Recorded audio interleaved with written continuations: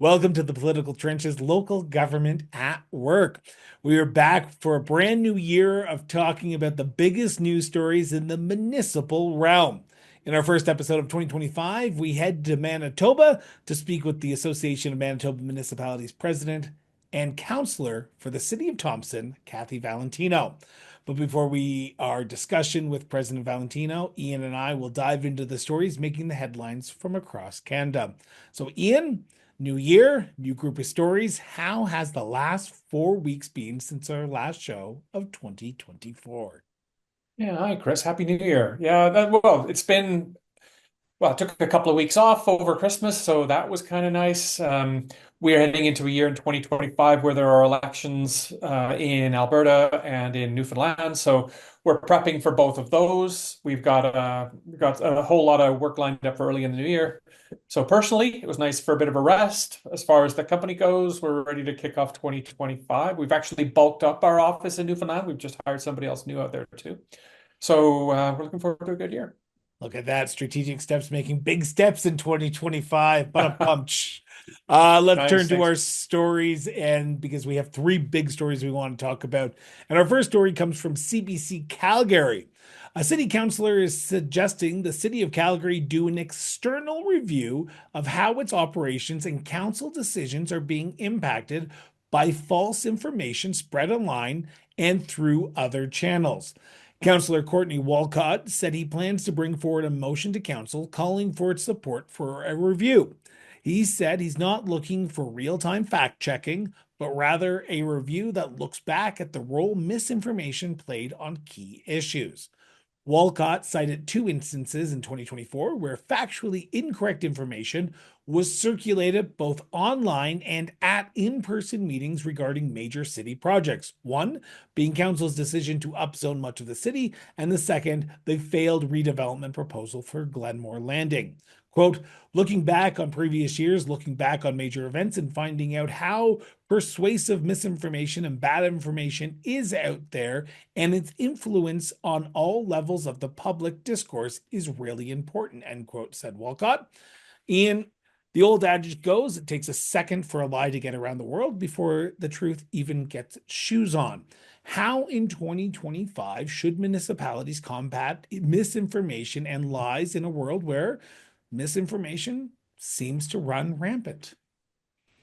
Well, first of all, Chris, this is a story from Calgary, but it could really be a story from pretty much anywhere. Big city, small community, doesn't really matter. I've understood there's a new term in play too. So first of all, we've got misinformation, which is just people hear things and share things that are wrong. We've got disinformation, where people are knowingly sharing wrong information. And now I've heard of malinformation as well, which is where people are sharing the wrong information to make somebody else look bad. So the mal being the bad part of it. And I think what the counselor is talking about here is probably the second and third, where bad information or incorrect information is being spread on purpose, whether it's for nefarious purposes or not. However, so if we take that into account, to me, this type of an impact, what the counselor is looking for is a place where municipalities are spending a ton of time, a ton of energy, a ton of effort on a topic that really has nothing to do with good governance. And instead, in fact, I think a lot of times it takes away from the execution of good governance. Frequently, we hear the story or the adage about you can have your own opinions, but you can't have your own facts. And what the counselor seems to be doing in this way is challenging the latter rather than the former and saying, you and I can debate issues healthily, but only if there's common ground to start with. And counselors, elected officials in general, are really starting with their legs cut out from under them as part of this. So I can understand the frustration and why the counselors made this request for sure. My concern is, and this is when I was reading this story and I wanted to talk about this, my concern is, does the responsibility of the combating of misinformation, malinformation, or disinformation fall upon the municipality, or should it be the role of the public and the media to search out the truth and gather that correct information and combat it themselves?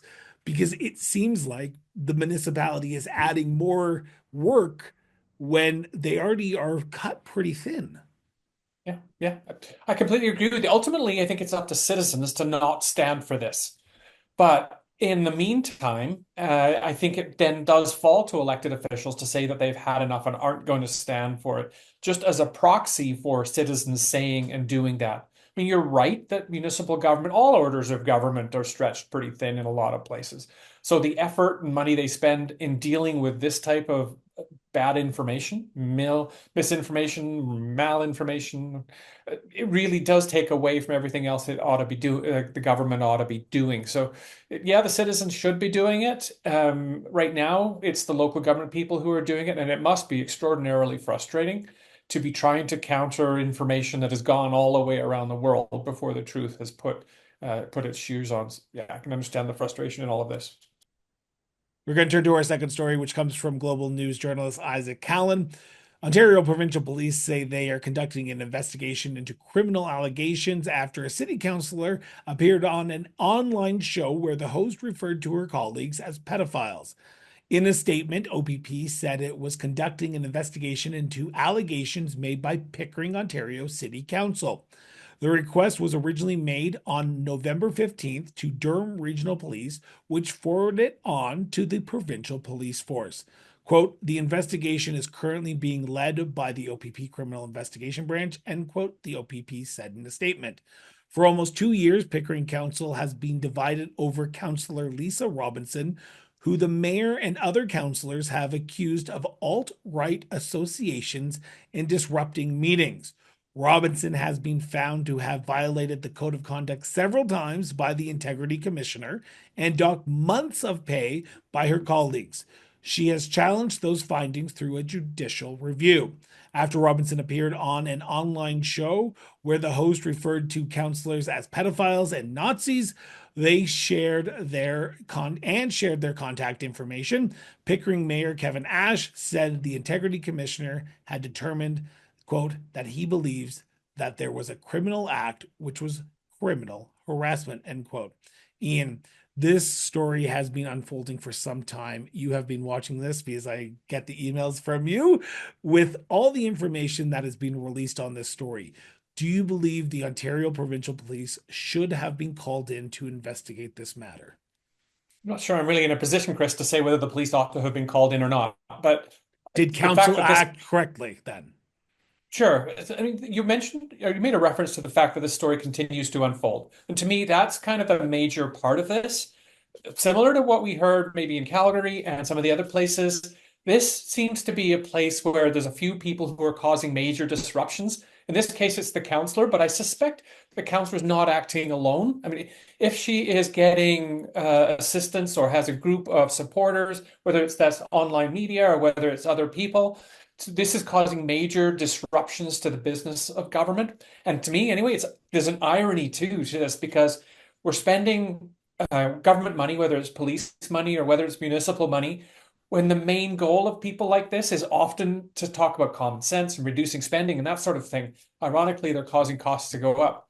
In this particular case, however, and you made a reference to it in the introduction, the counselor denounced what was said by the host on that online media outlet, but she still managed to get herself in that position in the first place. And I think part of that is due to the nature of this type of, I mean, quote, news. These type of sources can be problematic and often are problematic. A lot of times, perhaps in this one, they're not bound by any sort of a journalistic code of ethics. They call themselves news, but really, to me, this just becomes an echo chamber. And this becomes another place where misinformation, malinformation, is just created, propagated, it's repeated enough that it becomes the truth. So I think it's problematic. The police will make a determination at the end of it all about whether there is fire where people are seeing smoke. Ultimately, though, it's kind of up to them. So when I was reading the story, I went back and I read all the stories that corresponded to what led up to where we are here on January 17th. And I'll be first to admit, anyone who's listened to me and or watches my social media, I'm an online show. We have three shows: Municipal Affairs, the Political Trenches Local Government Network, and Cross Border Interviews, where we deal strictly with municipal leaders. So when this came out, I went back in my books and I looked through all the history, it is now becoming more apparent of why more and more municipal leaders are asking for questions up front because they don't want to be put into this precarious situation. You talked about how the counselor has come out and denounced what the online host has said, and I understand why she did that. She still did it. She still put herself in that position. I know my show has become some topic of conversation around council tables across Canada because why would someone from New Brunswick appear on a show in Calgary? It's just the way the world works. I'm not calling anyone the pedophiles or Nazis or anything like that on my show. I'm very upstanding. I try to hold myself to a standard to do that. But with the rise of these more online shows, do you think this could be happening more and more because everyone has an opinion and everyone has access to the internet in 2025? Yeah, it certainly is. With the fracturing, if you like, of media of various types from left to right, I only have to pay attention to the media that is comfortable for me. I'm not really, I don't have to pay attention to media that challenges me in some way. So yeah, I think it is problematic until we get, I mean, I'm going to use the term fair and balanced, recognizing the irony of that. But until that actually happens, I think it's a real problem. I'm gonna get back to this one just as a moment. For this particular counselor, though, you mentioned you'd gone back and looked at stories. If this was an outlier, to me, this action was an outlier, this interview was an outlier, their need to apologize was an outlier. I think it'd be more appropriate to take the action in context. Kind of, it was a one-off mistake. But this particular counselor has been inflammatory and at odds with her colleagues and others for much of the term. And some of what I've seen, and I've seen this tactic not just in this counselor, but in others as well, where individuals who have this sort of behavior tend to gaslight.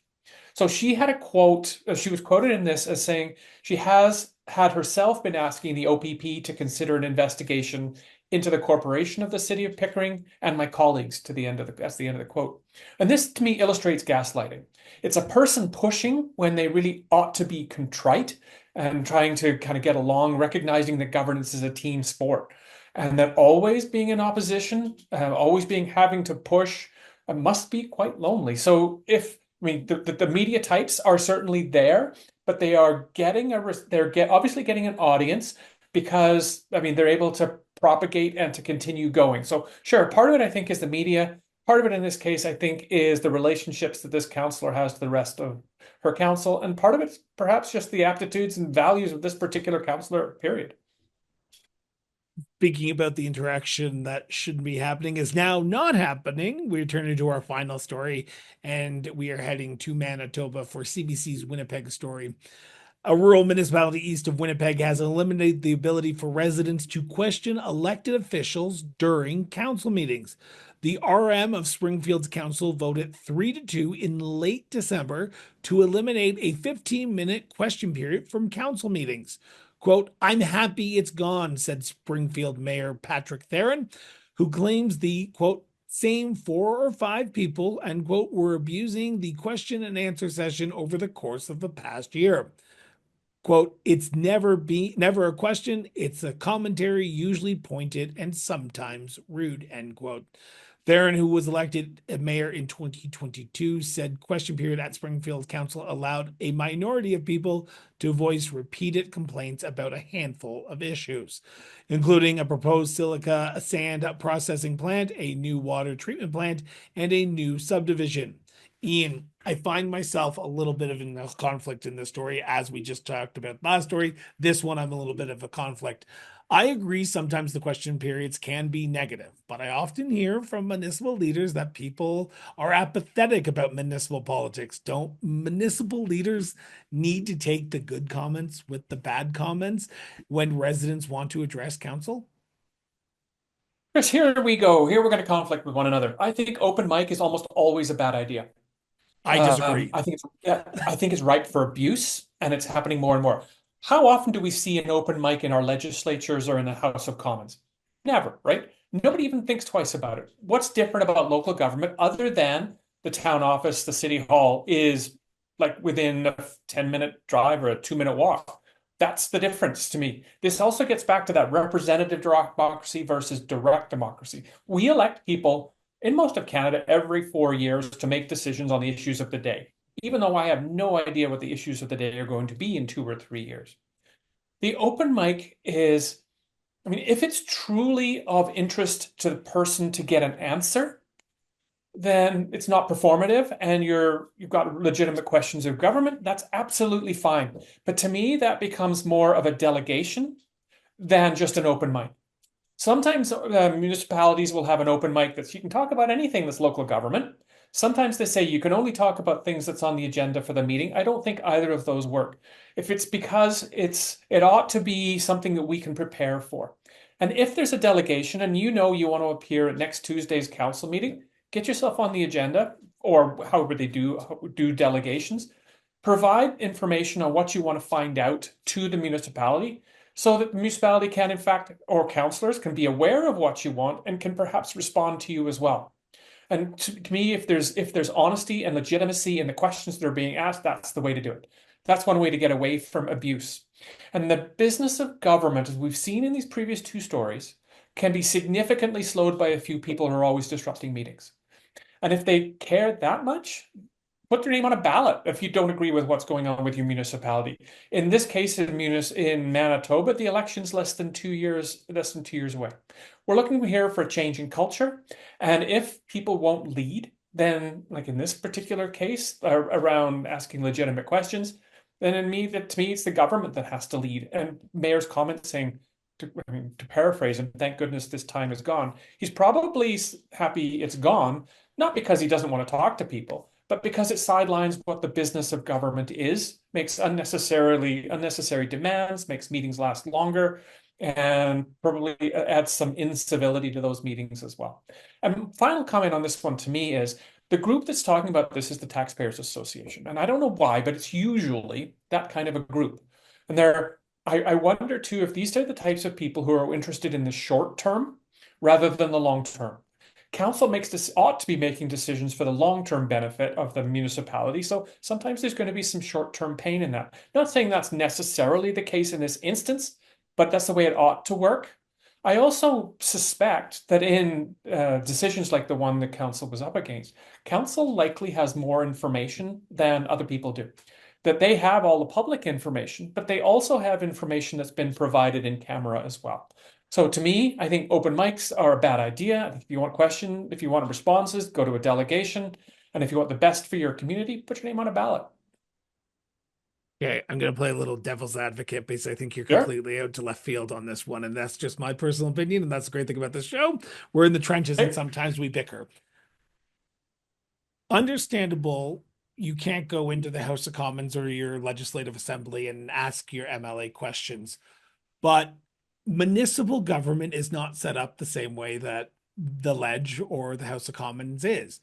Because in in your town hall, your county office, you can still go in, present at a public hearing, you can present a delegation, you can ask money at a council meeting. You can't do that at your legislature or your council. You are cutting off one piece, and I agree that there's probably disruptions, but I would say it's 2% of the 100% of the cases that are out there that they're being disruptive. I would say that the majority of people are probably not going in there every single day and disrupting what's going on or yelling and screaming. There are some contentious issues that go in front of council, and people are very passionate about their side of an issue. When I see people speaking loudly, I see people who care. And I'm quoting Leslie Knope off of Parks and Rec there. And I apologize. I'm like paraphrasing a lot of celebrities today, but I often ask my municipal leaders, do you talk to the people who disagree with you the same way you talk to the people who agree with you? And 99.9% of the time, they will say, yes, it is good to hear both sides of the story. I find it hard to say that you should cut off an avenue where people get to voice their concerns or ask questions to council, because if we start doing that, where does it stop? Why do we need delegations then? Why do we need public hearings? Because council's still going to vote their own way. So where's the slope stop? And that is my Sure. concern around this story. What's your thoughts on that? Sure. So you mentioned, of course, I don't get to make a presentation to the House of Commons, but I could make an appointment with my member of Parliament and You go could and make speak an to that appointment person with your about my mayor or opinion. councillor as well. Yeah, yeah, and that's where I was going to go with this. Is Okay. you could make an appointment with your mayor and councillor in the same way. So you do have the opportunity to have that kind of input. If you've got questions, you can legitimately ask questions of those people as well. If it's a big issue, then you can go as a delegation as long as you know what the rules are. Maybe there's something on the municipalities to make that more transparent or more easier for people to understand. If you want to have that back and forth, I mean, you're setting yourself up for some trouble, but you can certainly do an open house. Come meet with your councillor, come meet with your mayor. Uh, as long as you don't engage in debate, if you're just receiving information, those sort of things are there. But to me, if you think about a formal council meeting, the idea there is to get in, transact business, and get out.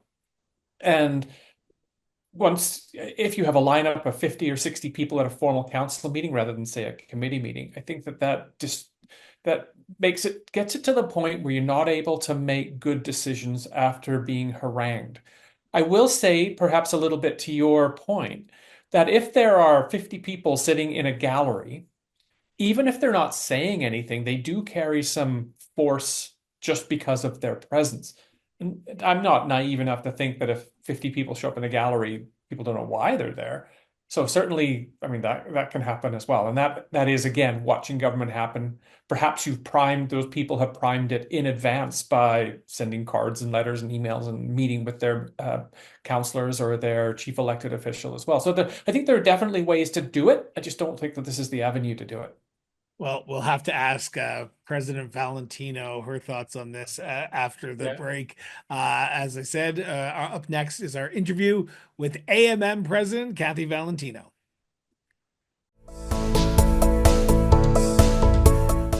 Welcome to the Political Trenches, Local Government at Work. Our guest today is Kathy Valentino, a city councillor from Thompson, Manitoba, and the president of the Association of Manitoba Municipalities, who believes strongly in the power and importance of local governance. With over 10 years of experience on the City of Thompson Council, including 6 years as deputy mayor, Kathy advocates for focusing on the basics that truly serve communities. In addition to her political background, Kathy has worked in the financial industry for the past 29 years. She emphasizes that local governments are the best equipped to address fundamental issues such as improving public safety, investing in infrastructure, and fostering stronger relations with Indigenous people in the spirit of reconciliation. Now, Kathy and I have known each other for a few years now, and I know she is an avid hockey fan, even though I will not hold it against her that her team is arch rivals of my team. But we're not here to talk about hockey. We're here to talk about politics. And she enjoys spending time at her family cottage at Paint Lake, Manitoba. Kathy, welcome to the Political Trenches. Welcome to you. That was a great intro. I loved it. Good data. Kathy, to kick off, I'm going to start with one question, then we're going to throw it over to Ian. How would you describe the state of municipalities in the province of Manitoba in 2025? Well, 17 days in, we still got a lot of 2025 ahead of us. So as AMM, we're already building off of 2024 still, and the priorities that we led with in 2024, we're continuing into 2025.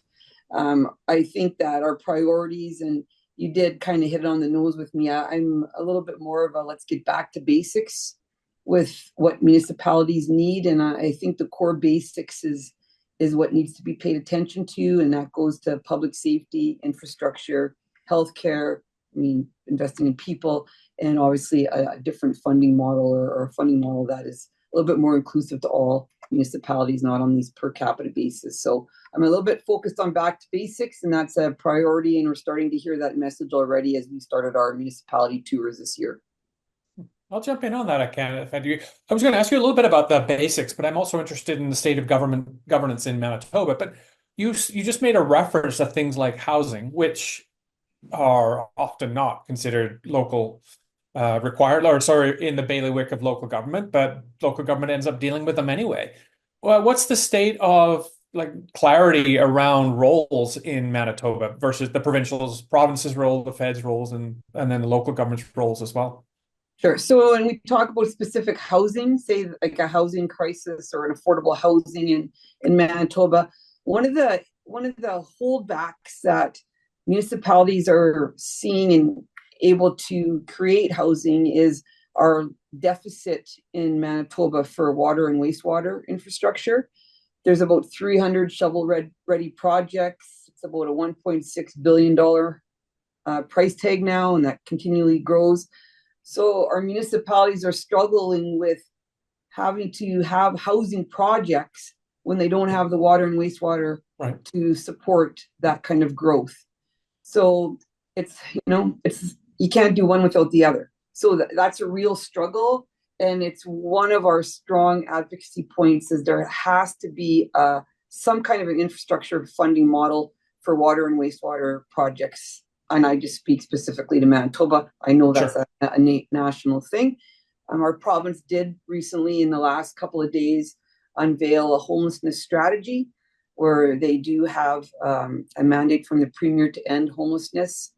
And they now have a strategy where they are going to start working with encampments and getting people off the streets and into housing. So I think that when we talk about where government is with housing, there's lots of different facets when we say the word housing. It's the housing for homelessness, the affordable housing, it's the growth in municipalities that need housing. So housing means a lot of things.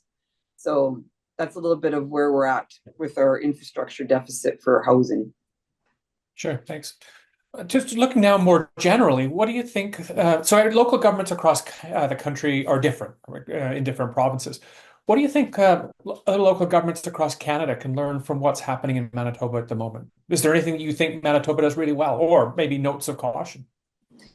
I do think that Manitoba is very good on their steps to reconciliation, and that is under our premier, and it's a mandate, and it's something I'm fortunate with in the city of Thompson that we work towards all the time, being in a city that is over 50% Indigenous. So I do believe that Manitoba and the province of Manitoba does that very well, and I believe that we are a little bit ahead of the game across Canada with steps to reconciliation and inclusion and working with our First Nation leadership and with our partners. So what's different about AMM by the end of the term of President Valentino? So I got a little bit of razzing about this when Chris asked me a little bit during the election when I said that I was different from past President Blight because I was a softer approach. And then afterwards I was like, what does that mean? So I do strength. I feel like my strength is on relationship building and an open line of communication. And it's something through the beginning of our municipality tours this year already that I have said it's very important to me that we have open lines of communication and that I get to know municipal leaders in these next 2 years. I think that we can be stronger when we know each other, and we're stronger together when we know what works and what doesn't work. And everybody always is a little bit different, and I completely understand what it feels like to be living remote, rural, and outside the perimeter of Winnipeg. And I know when that's frustrating and how you feel. So I'm big on networking and making sure that there's a connection. And I hope that that would be something that I could leave behind whenever I'm done doing this gig, that it's really important that we know who we represent. We know those people and we understand their challenges, because everybody owns their own municipality so clear to their heart. And that's so important to me. Okay. Speaking of challenges, we've seen a significant change about to happen down south with what's going on with the new administration in the States. We're seeing upheaval with the Canadian federal government as well. Are you seeing any, or do you predict any impact of those changes on Manitoba municipalities, either in uncertainty or in things that you might be trying to do something about? Right. So I obviously can't speak on what our provincial government is looking at. That's for them to speak to. But I do know that we've heard from some municipalities, they do have concerns about the border. They have concerns about changing border hours. There's concerns about federally saying more RCMP resources on the border, which is a concern because municipalities I hear really struggle with the lack of RCMP presence within their own municipalities. So there's a concern that there'd be more on borders to protect borders when they want their streets and their municipalities safe. So the border, I think, is more of a issue. I think we're not very lucky, but our premier is very attuned to what's going on, and we have some good relationships. Because I speak from a mining community with our critical mineral approach in Manitoba. We are unique and wealthy in minerals. So I think that's a benefit for us moving forward.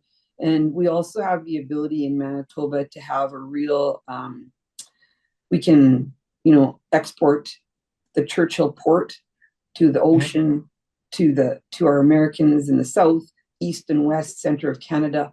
So Manitoba is unique in that way, and I think we're very fortunate in that way with all the political landscapes changing south of us and federally. Cool. So I'm going to just wrap up my part of the this time here. We're just going kind of really back to basics. We talked a little bit about your role with AMM. We talked about your role more broadly than that. But what was it that made you decide you wanted to run for city council in Thompson way back when? Yes, this is my third term because I was born and raised in Thompson, and I love it, and I love to make a difference. I lived in my household where my mom was always involved in everything, so it was just a natural thing that you have to give back.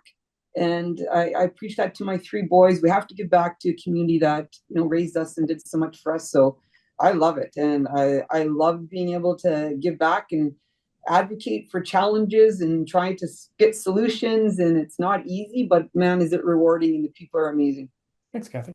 I'm going to jump in now, President Valentino. And you talked while Ian was chatting with you about the current tour that you're on. And that tour you're on is currently with not Deputy, Grieve Brad Sullick from the RM at Brokenhead, Councillor Scott Phillips, who is both your VPs, Brad and Scott are both your VPs of AMM from the RM of Sifton. When you're talking to your members, because I know we met in Winnipeg for your most recent AMM, are there things that you're hearing that didn't come up at the AMM convention that you're hearing more in those one-on-one settings individually with those local councillors and mayors and reeves? Sure. So just to give you a little bit how that works is there's 137 municipalities in Manitoba. So every municipality will get a visit from the AMM executive in a 4-year cycle. So we commonly hear, oh, nobody's come to see us. We haven't had a visit in a long time, but there may have been a municipal election within that 4 years. So that's how we know where we're going every year. So we've done the Eastern District and we've done Interlake so far this year. And they provide an agenda of items that they want to speak to us. It is their meeting when we meet with them. So whatever they want to bring up, we will comment on, we will try to support, give them ideas, maybe if we know of a funding opportunity or if they're struggling. So they always have something that's unique. Had a visit with a municipality that wants our support because they're going to put their town in for Hockeyville, Craft Hockeyville. We had another one that actually had dissolved their council and they're all brand new as of a by-election, and they have some really good feedback on maybe process or code of conduct reviews. So that was something different. So there is always something different besides your 4 basics: public safety, infrastructure, healthcare. Absolutely there is. We see some municipalities that are growing so fast, say like a Steinbach or a LaBroquerie. That's a huge set of different challenges than some that are not, which has some really unique challenges money-wise. So you always hear something different. That's why it's so valuable that we take the time to do this. I've chatted with many of your member communities, and I know the challenges that they're facing. When you do go out to these member communities and do this tour of meeting with all members in that 4-year cycle, what does AMM do with that information after you're done? Because I know that in Swan River with Mayor Jacobson, they're dealing with a lot of harm reduction right now, where if you go talk to the RM of Springfield, hypothetically, I know they're dealing with a lot of negativity towards council. So what does AMM do with that information after you go chat with them? Because I'm assuming it just doesn't sit on a table somewhere. That's right. And that's something that I explain in each visit. So we take the notes back from each municipality visit, and whatever kind of like those common themes, those notes are. And then the executive has minister meetings that they do throughout the year. So those issues we move to minister meetings, along with the resolutions that we have to advocate for from all members based on the November convention. And then our board of directors has advocacy days coming up where they meet with deputy ministers or ministers or assistant deputy ministers, where they are also briefed on all of the issues. So that's another opportunity that we get in front of government about the issues that we hear. So those are the two avenues to government that we use based on these themes. Obviously, one-offs that do come up. Like I think I had said, if municipalities email ministers or whatever departments and CC us, then as an organization, we can see the reply back from the minister or the minister's department. So then we're aware of those issues, or if we have a different contact or whatever kind of support we can offer that way also. We will hold you to that. And when you get back, we'll have that follow-up discussion. But before I ask my last question, I have one final question, because we are now in 2025, and that means you are more than halfway through this current term of council. Your last elections were in 2022. Your next elections are next year, 2026. What is AMM doing to encourage more people to get involved? And I say people in general, because there's an apathy when it comes to getting involved in municipal politics in this country. And I don't know if you see that in Manitoba, but I can imagine you're trying to find people to run so we don't, not that acclamations aren't great, but you don't have a large swath of acclamations that we saw in Saskatchewan or Ontario. So I think we're a little bit too far out yet where I could say what AMM is doing. Typically in election years, we do have like an election handbook and try to have an education component about running, or if people are interested in running. I know right after a municipal election, it's one of the first things we do at our fall convention is education and training for newly elected to try and help. I do believe in there has been conversation about how do we really educate people about running, and for them to understand what it actually means and what exactly your role is. And that goes to, reviewing, code of conducts. Like, we maybe need to educate better beforehand. Maybe it will help with some of the issues that we hear amongst councils now. I don't know, but we can only try. Awesome. So my final question is, in continuing to talk about the future, what does the future for municipalities in Manitoba look like? I would hope that the future of municipalities in Manitoba looks for economic growth, because I hear so much growth that's going on, and I think that friendly Manitoba is open for business. So I think our municipalities have a real opportunity to grow, and our economy can grow. I also think that Manitoba municipalities are on the path to working hard and following on that path to reconciliation, and working with leadership and working more on regional approaches and being stronger together that way. President Valentino, my friend, thank you so much from both Ian and myself for joining us in the political trenches today. It's always a pleasure to sit down with anyone from Manitoba, and you're no exception to that. So thank you so much. You guys are awesome. Thank you. Thanks, Kevin. Our full interview with President Valentino will be airing next Monday. We'll be right back. Ian, We are back. 2025 has got off to a friendly uh, tone with our great conversation with the president of the Association of Manitoba Municipalities, Kathy Valentino. How'd you feel like the day went today? There's some truly interesting things going on in local government in this country, and talking to President Valentino today illustrated some of those as well. So I think it really helps people across the country see what's going on in a particular province or territory, and maybe learning from it a little bit too. So I think there's some real benefit to that. I just want to mention to everyone who's listening, we always appreciate when you send in your stories that you're watching or you're listening to. Send them to either Ian or myself via social media. Send it to our email addresses on our website. The links are in the show notes on YouTube.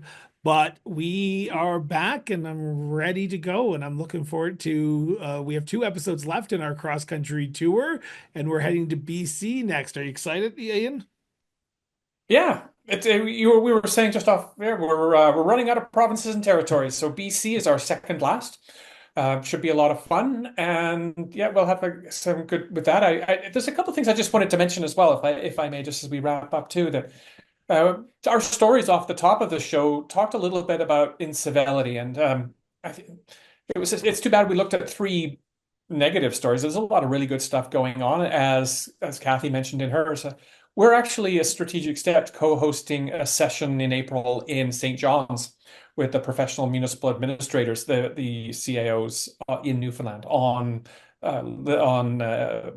harassment and abuse and whatnot. So looking forward to that. The last thing is I recently sent back my edited manuscript for Uncivil Society. So now it's gone back to Municipal World, and hopefully that'll be coming out in the next month or so. I'm looking forward to that.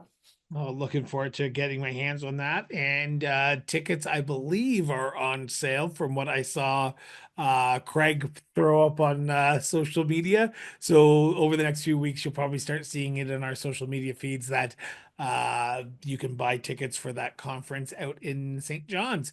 Ian, it has been a pleasure. I look forward to seeing you in 2 weeks' time when we come back into the political trenches. Looking forward to it. Thanks, Chris.